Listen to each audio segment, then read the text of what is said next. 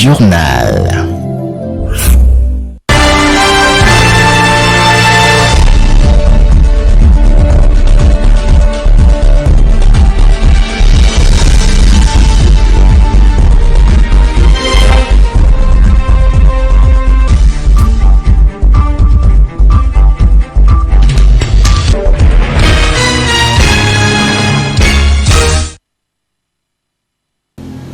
Bienvenue mesdames et messieurs à cette session d'information. À la une de cette édition, nous parlerons des réactions des Ponténégrins face à la 31e réunion de la coordination nationale de gestion de la pandémie de Covid-19 qui a eu lieu hier vendredi 10 décembre par vidéoconférence sous l'égide du chef de l'État relative aux nouvelles mesures de restriction rendues publiques par le ministre de la Communication, porte-parole du gouvernement Thierry Lézin Mongala. Tout de suite, les détails.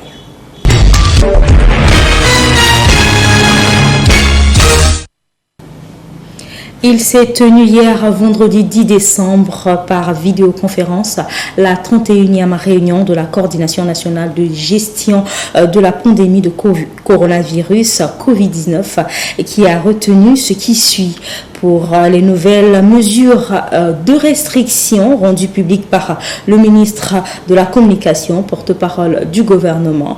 Le couvre-feu est uniformisé du lundi à dimanche de 23h à 5h. Les jours de Noël et de la Saint-Sylvestre, pas de couvre-feu.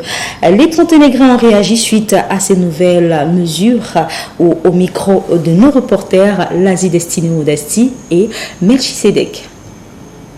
Oui, bien sûr, je suis informé de bouche à oreille, comme on dit toujours, mais je n'ai pas suivi les infos directement. Donc j'aurais appris qu'on a quand même changé quelques donnes, s'il faut le dire comme ça. Donc plus de couvre-feu les jours de week-end à partir de 20h. Et j'aurais aussi appris que les jours de fête, de Nouvel An, si j'ai bien écouté, j'ai bien appris que les gens ont fêté normalement en fait. Donc c'est... Non, mais c'est un relâchement, il faut l'appeler comme ça. Et s'ils ont pensé à changer un peu certaines choses, c'est parce qu'ils ont trouvé bon. C'est peut-être qu'en ce moment-là, le taux de contamination de la Covid a peut-être baissé. Et peut-être que le taux de vaccination aussi a augmenté. Et voilà pourquoi ils ont peut-être pensé changer cela.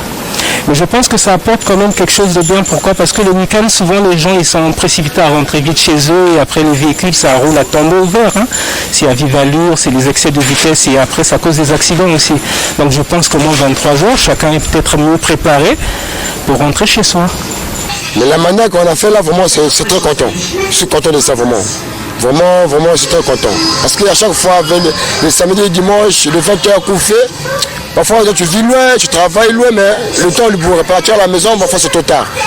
Bon, tout ce qu'il a dit là, vraiment, moi je ne peux même pas contredire. Il a fait ça pour le bien de la population. Donc si je contredis là, que je serais ennemi de ma propre vie. Donc je ne ferai qu'obéir à tout ce qu'il a dit. Je ne peux rien contredire, voilà. Le message est bien. Il faut seulement obéir à ce message. Je l'ai d'abord dit que c'est pour le bien de la population. Pour moi, d'un côté, le gouvernement il a bien fait, vu qu'il y a la maladie au pays. Du coup, vu l'année passée, on nous avait confinés. Du coup, cette année-ci, je trouve qu'ils ont bien fait, mais il faudrait au moins que les gens ils sachent qu'il y a la maladie au pays, qu'ils prennent quand même des mesures. C'est vrai qu'on leur a demandé de rester jusqu'à 23h. C'est pas parce qu'on les a demandé de rester à 23h qu'ils sont aussi censés rester à 23h sans pourtant respecter les gestes barrières. Bon, et ça l'inga bien coûte même vraiment tant na yokango na mona qui met pas journal mais na mon yokango kana na camion baninga bazolo bango vraiment et c'est plus singa vraiment et singo mingi pona oh papa mokonzi sali vraiment mboka quand même te respirer parce que to ça quand dit bateau baza na prison mboka biso moko to comme on doit to ça na mboka mopaya bon faute na bango te pour na maladie à conserver bateau pour la maladie mais quand même ça va comme qu'il y a vraiment un côté moqué, tika que biso peut respirer pour na cocotte ezaki passer ba jour à coup fait samedi dimanche ba camion ba accident ba embouteillage ba na cocotte banda ko vraiment il y a qui moi passer mais quand même comme si on a 23e to sepeli vraiment continuer bongo bon pour la ba fête pe singo pour la bana bakojuire bakosepela bakosote bakozomwa jili banda na baninga mais tozalaki année oyo eleki na kati bandako vraiment bana basepelaki te e biloko mpe komarche te surtout bata bajouer bilamba bazalaki vraiment na kati ya pasi sepeli mpona makambo couvre-feu oyo ndenge ministre alobi alongoli yango neti ngai natekaka na zandu mais mikolo naza na repos na ndako na sepeli nde bazongisi zandu normal couvre-feu eza te tofete bien en tout cas papa al tosepeli vraiment nzambe apambola ye biso nyonso tosepeli tozalaki obanga ndeni feti oyo tofete te feti elekaki tofetaki te tozali na bandako bana moya babima ezalaki te yambalo bana bazobima esengo vraiment na mitema na biso en tout cas nzambe abakise mikolo tosepeli vraiment merci vraiment papa merci beaucoup tosepeli na baveye de prière ezongi tokokende le 31 na église tokopriye mpe mpo na ye nzambe vraiment abakise mikolo tosepeli na nde mpe bazongisi zandu biso toza bato azandu pasi ekotaki na bandako papa toyoki esengo tosepeli makasi nasepeli papa couvre-feu elongwe tosepeli fongola biso baboîte de nuit babiloko tu efongama kitisa biloko eza ya komata papa kitisa biloko eza ya komata pasi pepe azoyoka yango wana ka eloko naza yango ya koloba esili boyaki mo mumbo bia wa misala yaki bwala bitu wana mo ba problème ba mercredi zan kelve ya des fois ba joie ba bena salave zan kelve do awa ba mi ramene kofe na heure mo sia bien ba samedi vana tani kimo mbango wa 17h de gens avaient kim au côté ils attend parce que kofe 20h aga wa moi 23h ça va pas 20h vraiment vana pas ça na beto ba dimanche de côté attend ba samedi ba transport mais on wani na et pousser ba panye parce que vingi ma c'est à 19h font côté enzo ni ma c'est kim ba chikote ni ma c'est kim ba boulnier do awa vraiment bitan gilengi ça va na ba misala donc vraiment merci Sam na bao na iba mi radio kofe bitan c'est monge kaka ni ba cash ni ba se bigana ba katulia o bitwa na tena gilengi bitwa na gizun merci. L'année passée, nous avons fêté dans la maison, c'était vraiment nice. Okay, cette année-ci, on ira dans Ngandani, ça fait moins bien, tu vois. Donc comme ça, au moins, on peut que le féliciter. La municipalité de Pointe-Noire a finalement eu une oreille attentive relative aux crevasses qui mettaient à mal les usagers de la route à hauteur du rond-point de Luandili. Les engins sont sortis, un travail a été fait. Suivons plutôt ce reportage de Tivongo et Meroska Bakotana. Votre voix a été finalement entendue des autorités municipales, lesquelles ont vite dépêché des engins et agents des services de voiries urbaines pour, autant faire se peut, trouver d'abord une solution palliative en attendant le grand remède. En tout cas, toutes les crevasses qui jonchaient ce joyau rond-point de Luandili ont été nivellées avec de la territe. Au moins, pour quelques jours, les usagers de la route n'auront pas trop de soucis à se faire pour réfléchir sur où poser le pneu, quoique pas commode. Les secousses susceptibles de faire mal aux passagers et l'endommagement des suspensions, plus ou moins atténuées. Au fond, l'on peut penser aux hypothèses de recours dans le cadre de l'entretien routier, même lorsqu'elles sont dérisoires, qu'on appelait à une certaine époque en langue de chez nous Bambissa, qui soulageait ne fût-ce que pour 3 mois les contribuables des taxes de roulage. Il ne devrait pas y avoir de honte à cela, car à défaut des mamelles de maman, l'on tête celle de la grand-mère. Même la plus belle femme ne peut donner que ce qu'elle a. Fin de citation. Si nous n'avons que le budget de mettre la terre, mettons la terre là où il n'y a pas moyen de faire autrement. À l'impossible, nul n'est tenu. Si la municipalité de la capitale économique, capitale de l'or noir, pouvait faire comme ça dans toutes ses artères principales et secondaires aliénées et dégradées, la population et les usagers de la route seraient quelque peu soulagés, quoique par contrainte.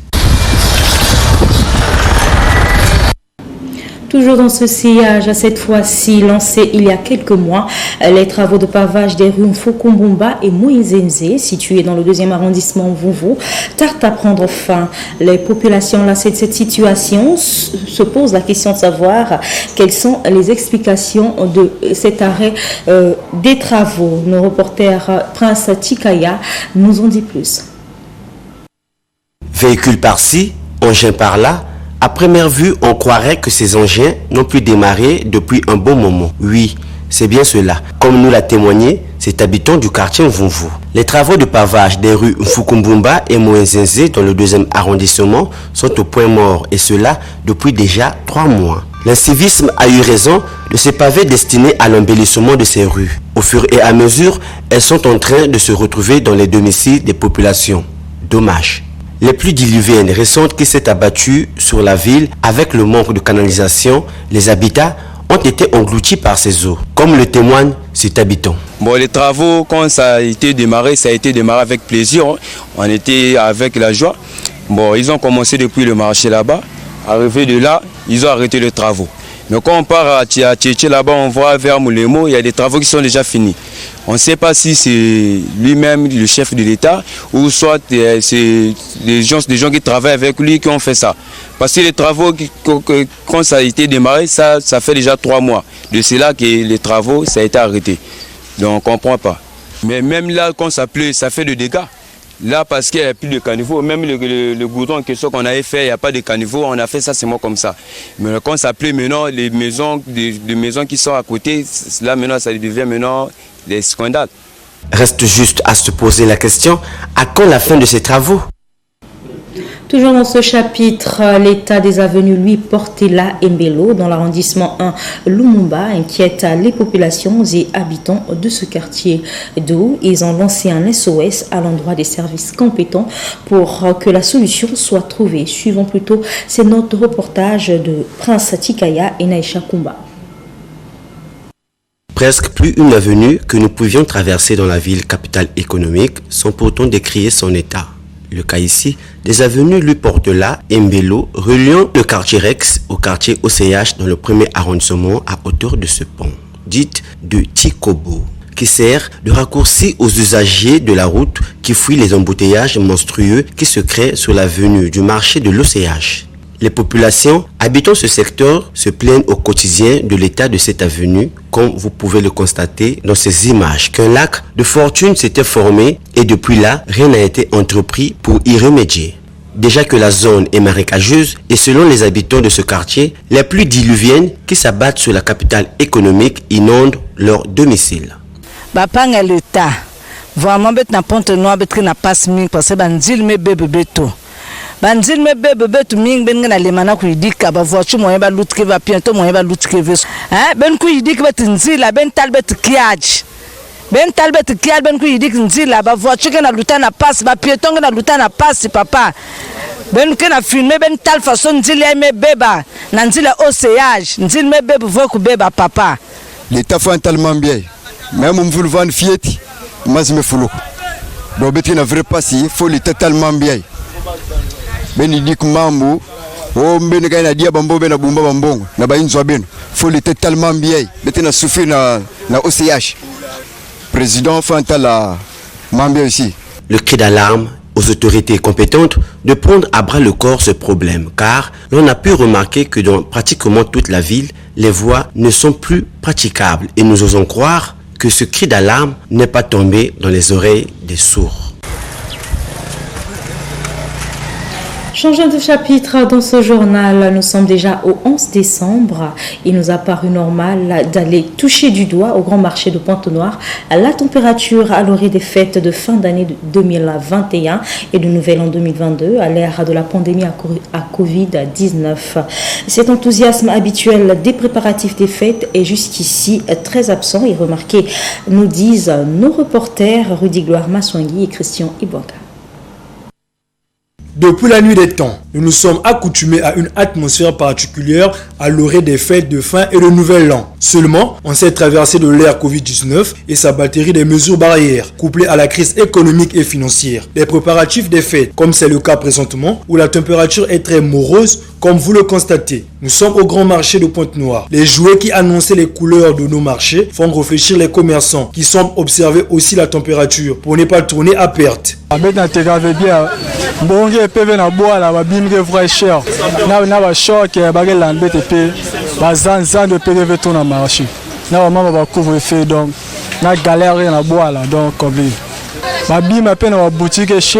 Partout à Bimre cher. Malgré l'état à bois là, qui mango on a monté qui nous dans un vrai cher, mais jouer que cher. ayeke moko agane vraiment bakatuma bien kana simba be quoi na répondre. Donc rien ne marche. Ah, t'as eloko zo simba. Ah, eloko zo simba te. Ba client to resomba la biso biloko mettre au kota cher, to robima banda cher. Donc zo simba te. Ah, peut-être yoka to sunganaka. Peut-être to se sauvaka na ba fin d'année. Pour to teka na ba fête bo. Suko to yoki ke fête et ko salate. Donc compliqué. Et zo simba te. Les parents disent que ce n'est pas facile. Tout se passe comme si la crise sanitaire et la crise économique ont non seulement raréfié l'argent, mais ont tout aussi augmenté les prix de presque tout sur le marché. Non, pour les fêtes, ça va très bien, ça va. Il y a la circulation, il y a les jouets surtout. Par rapport à l'année passée, il n'y en a pas trop parce que c'est la situation du pays, c'est comme ça. Donc du coup, on s'adapte. Mais sinon, ça va. Moi, je suis venue avec un budget donné.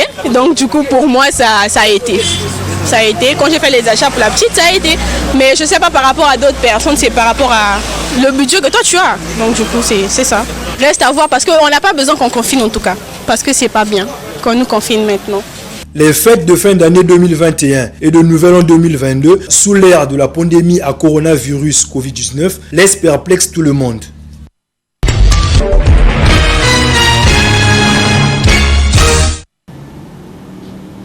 Hors de nos frontières au Bénin, l'opposant Rekia Madougou, condamné à 20 ans de prison. Le verdict est tombé hier samedi 10 décembre. Cette ancienne garde des Sceaux est accusée et écope cette sanction pour terrorisme. C'est plutôt le vendredi 10 décembre. Africa News. L'opposante béninoise et ancienne ministre de la Justice, Rekia Madougou, a écopé ce samedi de 20 ans de prison pour terrorisme devant un tribunal spécial à Porto-Novo, la capitale du Bénin. Après plus de 20 heures d'audience, l'opposante âgée de 47 ans a été reconnue coupable de complicité d'actes terroristes par la Cour de répression des infractions économiques et du terrorisme CRIET. Mise en place en 2016, ce tribunal est accusé d'instruments juridiques du pouvoir pour museler l'opposition. 4 jours plus tôt, il condamnait un autre opposant à 10 ans de prison pour complot. L'ancienne garde des Sceaux, dont la candidature à l'élection présidentielle du 11 avril avait été rejetée, est incarcérée depuis le mois de mars à Cotonou. La politicienne est accusée d'avoir financé une opération visant à assassiner des personnalités politiques pour empêcher la tenue du scrutin et déstabiliser le pays. Ses avocats déplorent un coup monté. Au Burkina Faso, l'ancien secrétaire exécutif de l'organisme onusienne de surveillance de l'interdiction des essais nucléaires, Lassina Zerbo, a été nommé vendredi soir Premier ministre du Burkina Faso, 48 heures après la démission du gouvernement de ce pays en proie à des attaques djihadistes récurrentes. France 24. Lassina Zerbo est nommé Premier ministre. Il est le nouvel homme fort du Burkina Faso. Lassina Zerbo, ancien responsable onusien chargé de l'interdiction des essais nucléaires, va prendre les rênes du gouvernement dans un contexte extrêmement tendu. Son prédécesseur, Christophe Joseph Dabiré, a été limogé mercredi pour calmer la colère des habitants qui accusent l'exécutif d'être incapable d'enrayer les attaques djihadistes. Peu connu du grand public, Lassina Zerbo s'est distingué sur la scène internationale en recevant plusieurs prix, dont celui de la diplomatie scientifique. Le président Roch-Marc Christian Kaboré fait ainsi de la lutte contre le terrorisme une priorité. En direct à la télévision, il en appelle à l'unité nationale. Nos forces de défense et de sécurité, ainsi que nos volontaires pour la défense de la patrie, ont besoin de notre soutien. C'est pourquoi je lance un appel à l'ensemble des filles et des fils de notre nation à consentir l'effort de guerre, chacun en fonction de ses possibilités. Un effort dont les contours restent encore à préciser, mais qui a pour but d'impliquer tous les Burkinabés dans cette guerre. Depuis 2015, le Burkina Faso est confronté à des violences récurrentes, attribuées à des groupes armés djihadistes affiliés à Al-Qaïda et au groupe État islamique. Des attaques qui ont fait au moins 2000 morts et poussé près d'1,5 million d'habitants à fuir. La dernière date du 14 novembre dernier. Des hommes armés ont attaqué un commissariat à Inata dans le nord du pays, faisant au moins 57 morts, dont 53 gendarmes.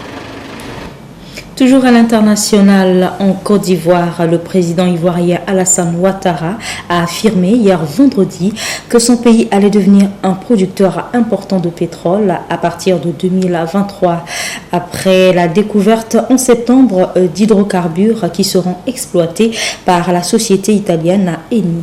Africa News. Après la découverte en septembre dernier d'hydrocarbures à l'est du pays qui seront exploités par la société italienne Eni, le président ivoirien Alassane Ouattara a affirmé vendredi que la Côte d'Ivoire allait devenir un producteur important de pétrole à partir de 2023. Mon équipe, ça fait 2 jours que moi j'étais étonné.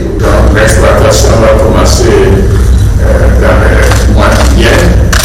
Ce qui fait qu'à partir de 2023-2024, la Côte d'Ivoire sera aussi un producteur de pétrole à un niveau important.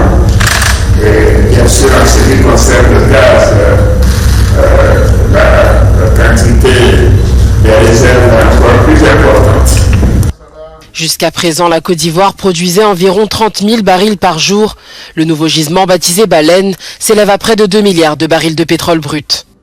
Nous avons l'aspect formation, ça c'est très important. L'aspect emploi des jeunes, l'aspect donc aide à la décarbonisation. Donc c'est quand même cette exploitation ne va pas créer de problème de création de CO2 additionnel. Tout ça est quelque chose que nous apprécions. Le PDG d'Eni, Claudio Descalzi, a salué la rapidité avec laquelle le gouvernement ivoirien a donné son feu vert. De son côté, le président Ouattara s'est réjoui des accords signés avec Eni, notamment son engagement à former des ingénieurs ivoiriens. Une dépêche dans ce journal, Samuel Eto'o, élu président de la Fédération camerounaise de football. L'ancienne légende du ballon rond va pouvoir lancer le chantier de la reconstruction du football camerounais auquel il s'est engagé. Et c'est par cette dépêche que nous mettons fin à ce journal qui a été réalisé par l'ensemble de la rédaction.